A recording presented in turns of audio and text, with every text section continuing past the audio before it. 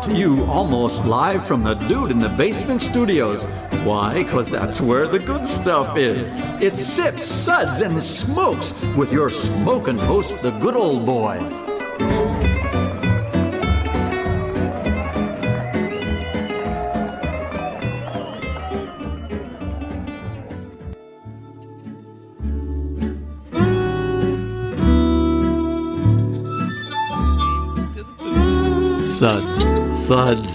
Suds. It's time for more Suds. Hey there. Welcome to another Suds segment. I'm one of your hosts, good old Gal Julieanna, and today with me at the table is good old boy Tim. Hello, I'm here. It's me, I'm Tim. Very good. Thanks for joining us, everyone. Good old boy Dave. That's Tim over there. Yep. Just so you know. Hey, and it's you me, I'm are, Tim. and Tim. you're, Tim and Dave. That's Tim Dave. and Dave. It's Tim and Dave show. Guest starring Juliana. Featuring Juliana. Yeah. Wow. Okay. Juicy. So juicy. Yes. Well, you know, most of you listening out there probably just think of us as a beer show. And, well, we do sit around drinking beer, talking about beer, and belching. Yeah, that's pretty much all we do. That's not true. Sometimes we... Wait, you said belching, right? Yep. Okay, that's all we do. But we're more than just beer. Well, I am anyways. Well, and Tim might be too. I am. Yeah. I'm not sure about you though, Dave. No, I'm not. No. Yeah. So that's why we're starting a club. It's called Beer Club.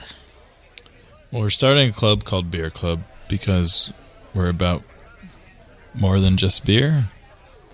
Yeah, that's right, Tim. Beer Club is where we pick an album, we listen to it, and then we pick a beer to pair with it. So, see? It's more than just beer.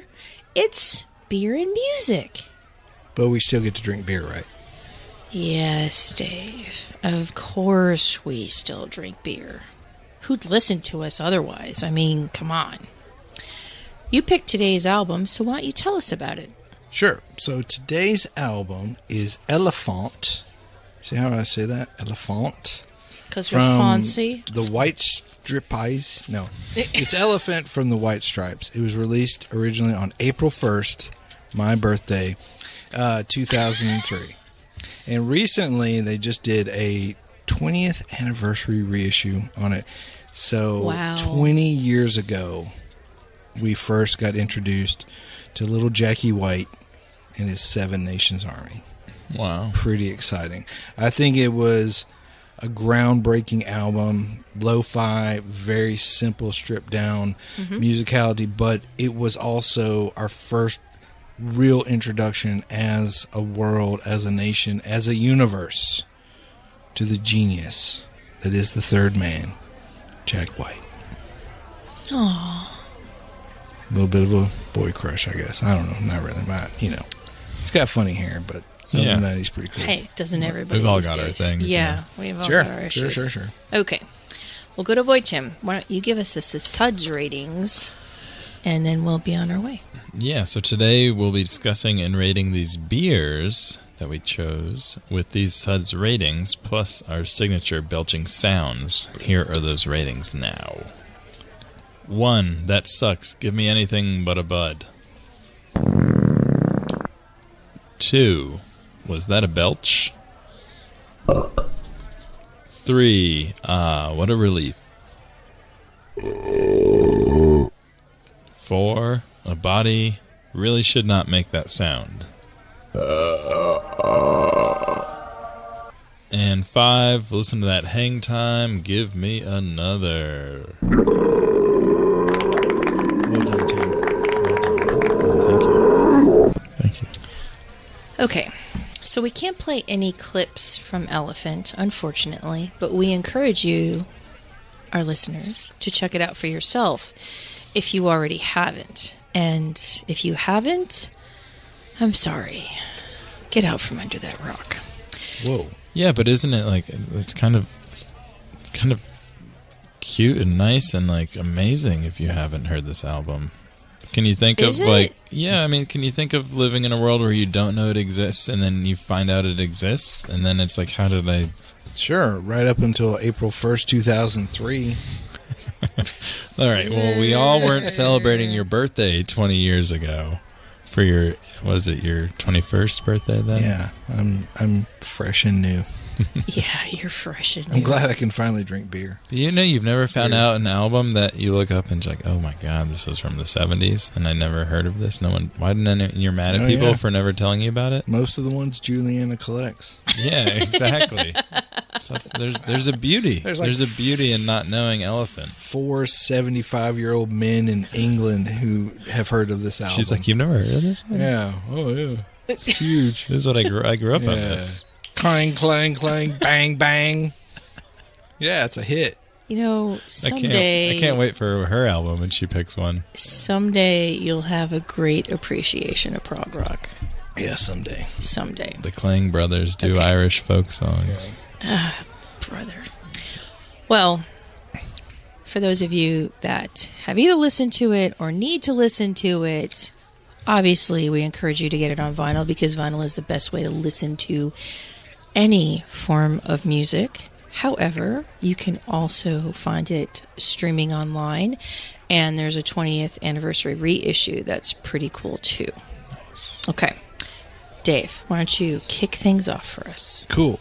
So, kicking it off, because I'm kicking it old school. So, I think even if you don't really know the album, most people probably know Seven Nations Army, because it's played at like sporting events, and it's been in movies. It's kind of all over the place, and it's sort of, you know, Jack White's. And so, well, let me step back. So, the White Stripes started in Detroit. It was Jack White, who was a part-time furniture upholsterer and a beat poet in coffee shops. That's halfway true. And Meg White, who was either his wife or his sister, or maybe both, but probably at least one of those. And so she learned how to play drums. He was already a drummer in bands, and then he taught her to play drums, and then he was playing guitar and stuff. And so then they started playing around, and then they got hooked up, you know, they were all like making out and stuff, and they were making music. And it was cool. So then they made this album, and so, you know, Seven Nations Army is known as like a really great song, and everybody thinks that it's one of the best bass lines in rock music, but actually, that was played on a guitar. Little known fact. So, anyways, I think this was a groundbreaking American rock album. I think it really introduced him to the world and a lot of the world to a really scaled down version of rock music when things were still like really big, overproduced, and things like that. Anywho, the beer that I've paired with it, dun dun dun, is Dogfish Head 120-minute IPA. Clocks in, I think this batch clocks in at 18% ABV. Wow. So it is an over-the-top American hard-rocking barley wine. Really? more or less, You don't say. Yeah, this thing? Slaps you in the face. You get hit like you were hit by a Seven Nation Army. Yes. You know? Yeah. Whoa. It's aggressive. It's loud, it's aggressive, but it's got depth to it too, and you can tell it's well made.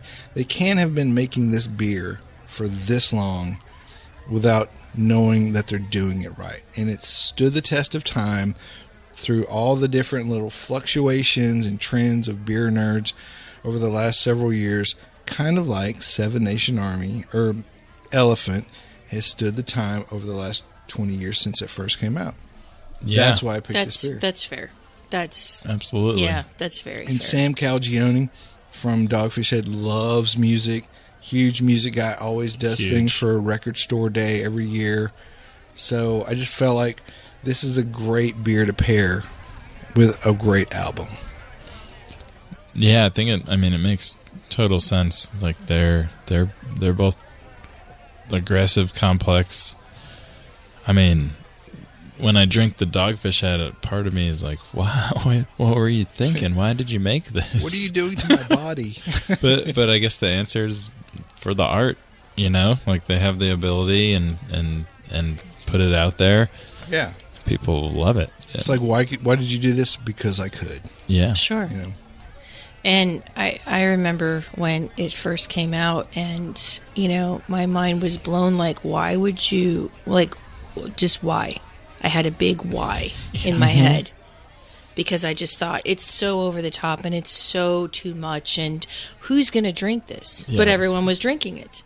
Right. I mean, you had to share your bottle, because there's no way you can just chug that bottle yourself. I don't know. Not And it almost, normally, responsibly, anyways. you know, Yeah. yeah, it almost feels like the White Stripes and really Jack White have been that way the whole time that he's really been out. He's like very over the top in everything he does, you know, but he's really just about the art and the music, just like Sam is just about the art and the beer. Yeah. You know? Like, Yeah. can you be over the top and stripped down to the core at the same time? You know? Yeah. Like, but I mean, think about it, there's no real adjuncts in this or anything. Exactly. It's just No. a bunch of barley. You know, Yeah. it's a huge amount of malt and a huge amount of hops yeah. in a And then pretty resilient yeast strain. Yeah, I know they have Yeah. some crazy innovative techniques that they just figured out what works for them to keep it fermenting way past what it should be. Yeah. Way past what nature would dictate. Yeah, exactly. Exactly. But it's still impressive. And, you know, honestly, this past year, it's safe for me to say that I've become more, I've like the pendulum has swung around, and I'm more lagery and more basic ingredients in a beer than the over-the-topness of the Right. past few years, you know? However, so I was thinking, oh God, I'm going to be like taking one sip and I'll be done with it. But I really appreciate the artistry that is in this beer, and again, standing the test of time. Yeah. You know? I mean, just sipping on anything that's 18% ABV, Yeah. you know, It's crazy. that's not a, Sure. you know, that's big for a wine. Yeah. You know, or Absolutely. really anything Yeah. short of a liqueur Yeah. or something, you Yeah. know. Totally. This is big. you But know. it's pleasant. Yeah. But it's still, and it's absolutely beer, Yeah. you know? Yeah. Yeah. You cannot right. Still beer flavored beer. Yeah. You could strip it down, and that's what it is. It's a beer. It's just a big, bold beer. Kind of like. Big old baby. Yep. Yeah, and they'll age really well. I guess this is like a newer one. Yeah. Looks yeah. like the label. It's still pretty hot. So, It is, but the hops are nice Yeah. and kind of fresh-ish. which that would be the tricky Yeah. part about if you cellared this. You know, it would cool the alcohol a lot, but you would lose a lot of that upfront hop flavor. Yeah, I think it might be better fresh. Yeah, Yeah. Yeah. Okay. It's beautiful, though. And, Yeah. yeah. Let's rate 120 minutes a 4. Good job, Sam. Yeah, really. Really. Yeah. That's pretty rad. You go, girl. Well, and I could see why you would pair it with Yeah, it pairs Jack well. White. Well, we'll be back with more musings in just a minute. It's not just the destination, but baby, the whole elation of riding down this lover's avenue. As slow as the willow blows, or as fast as the whirlwind grows, we glide beneath the stars in cobalt blue. Look to the left, to the right. Keep your eyes on the road, my darling. Wondering if we're only passing through. Open roads and open windows. My hand is yours forever, sweet love. Our eyes ahead on these back roads with a view. Welcome back, everyone. Today's episode is part of our Beer Club series. Beer Club. Yeah. Beer Club, the best club. We got to come up with a great No, tagline. no, that's it. Okay. Beer Club, the best Beer club. Club, best club. Yeah. Okay. BC squared. Okay. Word. Nice. So, we have been talking about good old boy Dave's pick today of Elephant. Elephant from the White Stripes from 2003. And we just finished good old boy Dave's beer pairing with this record, 120 minutes from Dogfish Head. Yep. Now we're going to move on to Tim. Yay, Tim. What beer did you bring to pair with this record? Well, I brought a beer called Phantasma from OEC in Connecticut, and it is a sour porter. It's a 9% beer. This one was blended in 2020. Blend number 8 is what the bottle tells me. And OEC is like they do brew their own beer as well, but they are part of like an importer, so they do a lot of blends. And so this beer, it says, was their take on a German porter, and then they aged it in Cab Sauv barrels, Merlot, and Marsala, and then soured it and re-blended it. So I like this. yeah, thanks. I have to say, I don't know what a German porter. Like, I don't know that I've really Had a German porter. Yeah. I'm with you. The bottle tells me that uses wheat, oats, molasses, and licorice root. Molasses. Yeah. Interesting. So that's not Reinheitsgebot. No. That's a great point. It is not. So I'm not sure when this Maybe there's style... like a Baltic porter? Well, but no, that would just be a lagered porter. Yeah. Yeah, exactly. I'm not sure. I mean, I imagine the molasses is... Although you don't necessarily have to lager This beer makes a me Baltic want to porter. have a German Right, porter. yeah. Tell you that. It does, absolutely. Well, that's the funny thing is they talk about making this style, which seems kind of subtle, and then they sour it and age it in 3 different red wine barrels and then reblend it, which, Yeah. I mean, it tastes great, but There's a lot going on I'm here. not getting No, there's- tons of the... It seems simple, but there's a lot going on. Yeah. Yeah. Well, it's part of why I picked it. I mean, pouring it, it's like just jet black, and just something about the white stripes and Jack White and Elephant and everything just feels very dark, you know? Yeah. But in my mind, the way the sourness affects us, it's deceivingly dark. Like, it's approachable. Well, this beer is kind of maybe not as approachable, but there's more than just dark jet blackness to it, you know? Yeah. I mean, there's a lot going on with this beer, but it when you look at it, you're expecting like these deep malty flavors, and then you get something that's like sharper, fruitier, tart. Yeah. Yeah, you definitely that lactic acid, sourness, you get some of the red wine flavor, red wine sourness. Yeah. A lot of fruit, like you're saying, too. Maybe that's from the original porter. I'm not sure. Maybe it's from the wine barrels. Yeah, there's just... At first glance, it seems like, I don't know why, but dark beers are easy to judge a book by its cover. And then you get into it, and it's just very complex. Well, a lot of people so are much going on. afraid of dark beers because they're like, oh, it's going to taste like Yeah. heavy or whatever. It's That's gonna why be like big people and won't heavy. drink Guinness. But like Guinness is the exact opposite of this beer. It's like it's very simple, light, and straightforward in flavor.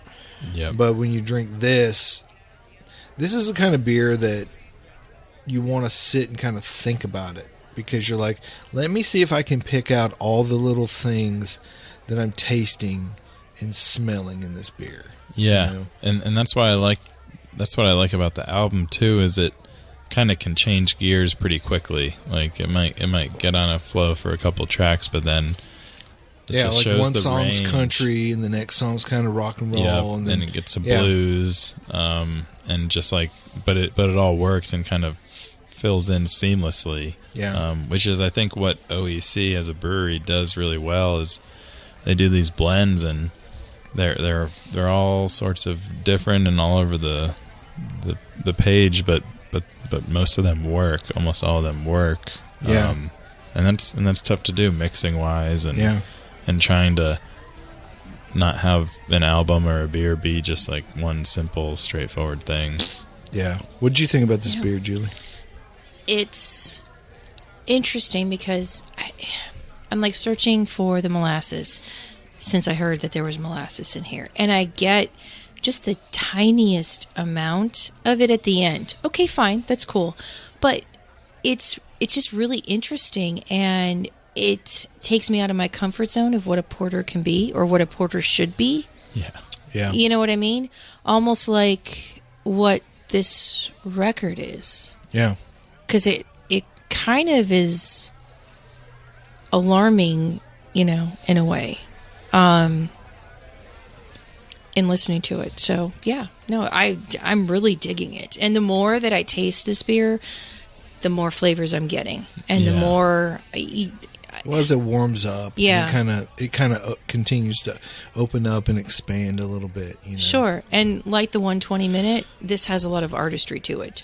Absolutely. To be able to come out with something like this. Yeah, for real. Yeah, well, I didn't. I've known the White Stripes plenty, and a couple of friends in college have been big fans, but I wouldn't say I know the albums intimately, and so as I'm like listening to this one more since we had talked about it, and I listened to it as a complete album. It's funny, in the beginning, it's sort of like, with the differentiation, you get confused, and you're like, oh, okay, like, what am I getting into? And then it's like, you let go of the need to define it, like this porter, sort of. Yeah. And just go along for the ride, and because it has that little groundbreaking nature of, like, I don't really know that I've heard a complete album that's in the same vein. Or maybe you have, but it's been done way after this one, and probably took influence from it, Yeah, no, true. Like, you definitely hear other albums and other sounds in it, and like, I could see him getting it from this album. I like that, though, like, White. about the beer and the album. You just kind of have to, after a few minutes, you just have to kind of let it be what it's going to be. Yeah, and enjoy Stop it trying for that. to categorize it, Right. Whether a friend told you it was, punk rock, garage rock, blues, whatever. Lo-fi, Yeah, Lo-fi, sure. Exactly. Yeah. Cool. Well, I think we should I would go- rate this beer, and this OEC is beautiful, and we're going to rate it a 5.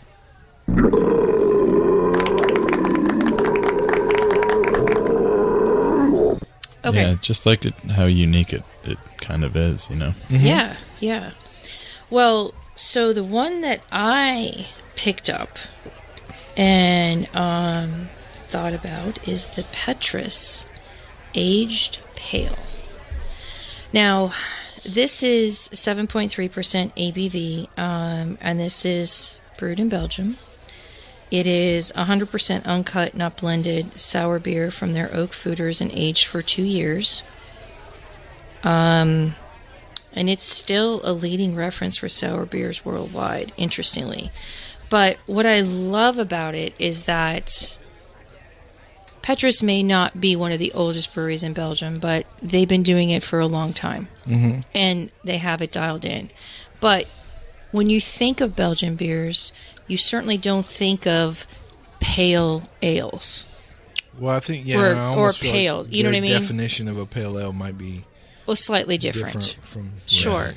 But in the grand scheme of things, I wouldn't necessarily, think that they would have a lot of pales. Sure. So this is outside the box, which is what reminds me of Elephant. Sure. I mean, yes, it's very lo-fi. And I know, good old boy Dave, lo-fi is one of your favorite genres. Right. You're a lo-fi junkie. And when I first heard this record, it kind of blew me away because it was simple, but yet slightly complex. And it was outside the box of what was going on at the time when that was released. Which is what attracted you to me as well, right? Simple but complex. So much so. Very pale. Yes. Yes. Outside the box. Yeah, outside the box. Now yeah. I'm always inside the box, but, whatever. It's probably too personal. Whatever works for you guys. Yeah. Wow. We make it work. Oh, yes. That's what she tells me. And it's a work in progress. No, just Yeah, kidding. it's the hardest button to button. Yeah. Nice. Thanks. But it just reminds me, like, Jack White is a very passionate guy. You know, when it comes to music, he's all in. Yeah. He doesn't half-ass anything, so to speak. And I believe that, like, in Petrus is the same way. With not only this beer, but the brewery in general. You know, like, they try to stay relevant in, you know, a time when... Yeah. I mean, They Belgium... either whole acid or they don't do it. Well, right. Yeah, and unapologetic.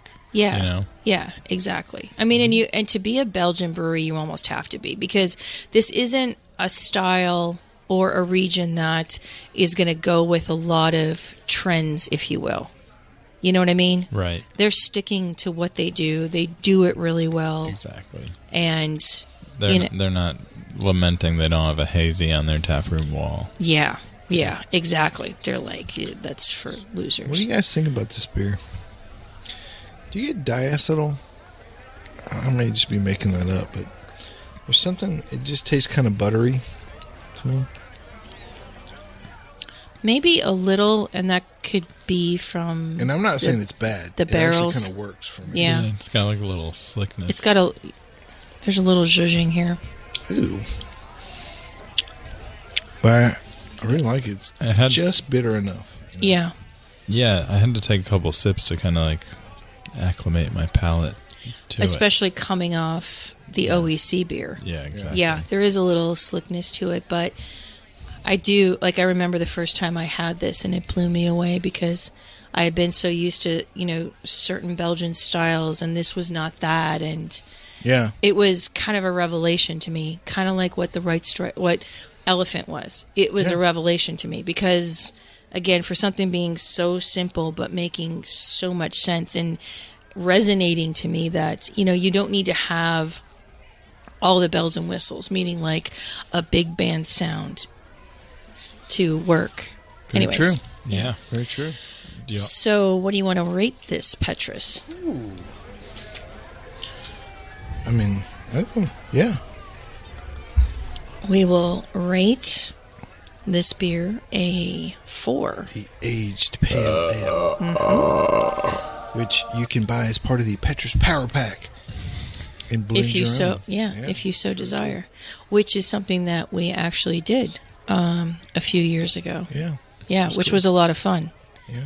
Being able to become our own master blenders, I so do to like speak. this beer. Yeah. It's Dave, did you have a favorite song on the album? So, obviously, Seven Nations Army is the hit, but I'm kind of with you. I think The Hardest Button to Button Yeah. was really good. And then, what's it called? Girl, You Don't Believe.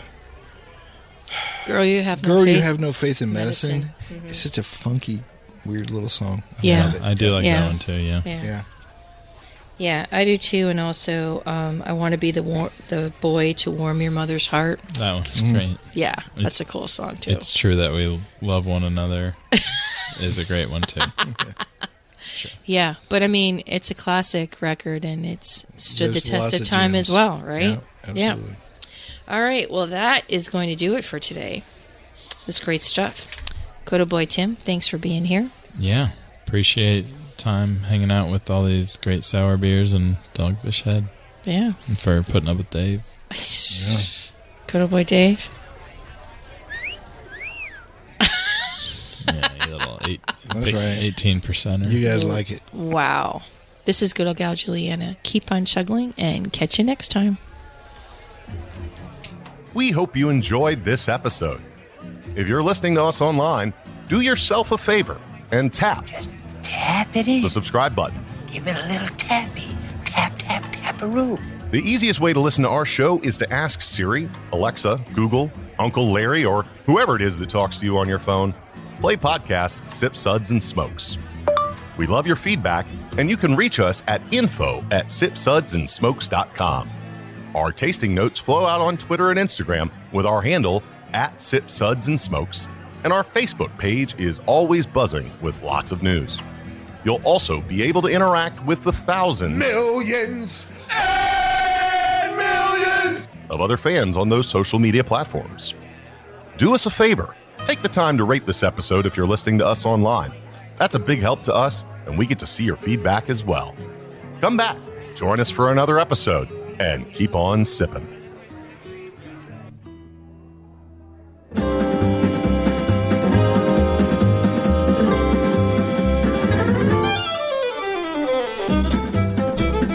has been a One Tan Hand production of Sips, Suds, and Smokes, a program devoted to the appreciation of some of the finer slices of life. From the Dude in the Basement Studios, your hosts, the Good Old Boys, will see you all next time.